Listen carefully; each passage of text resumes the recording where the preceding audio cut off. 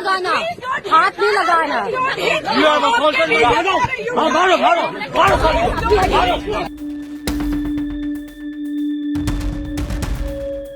রাস্তায় ফোন হাতে উদ্বিগ্ন রাভিনা।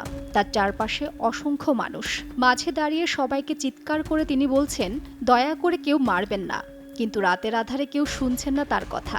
এক পর্যায়ে একটি পুরুষ কণ্ঠে ভেসে আসে, মারো ওকে, মারো।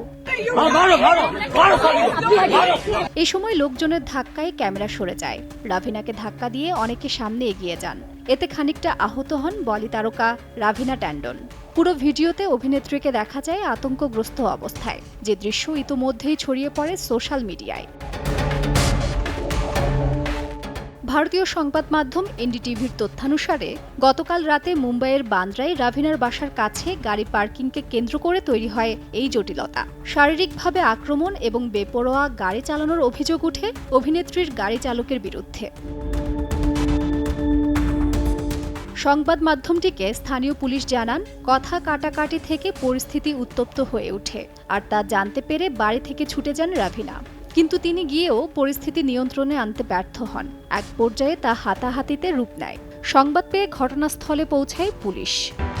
आप फिर धमकी दे रहे हैं, क्या कर लेंगे, मरवा देंगे। দ্য ফ্রি প্রেস জার্নালের তথ্যানুসারে রাভিনার গাড়ি চালকের বিরুদ্ধে বেপরোয়া গতিতে গাড়ি চালানোর অভিযোগ রয়েছে। মুম্বাইয়ের কার্টার রোডে ৩ জন নারীকে গাড়িটি ধাক্কা দেয়। পরে ওই ৩ নারী চালকের মুখোমুখি হয়ে কথা বলতে যায়, যা ঘিরে পরবর্তীতে শুরু হয় এই ঝামেলা।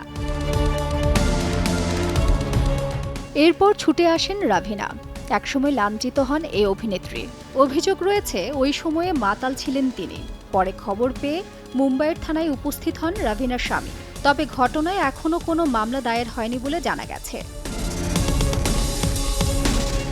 তাজরিন রিকা, সময় সংবাদ, ঢাকা।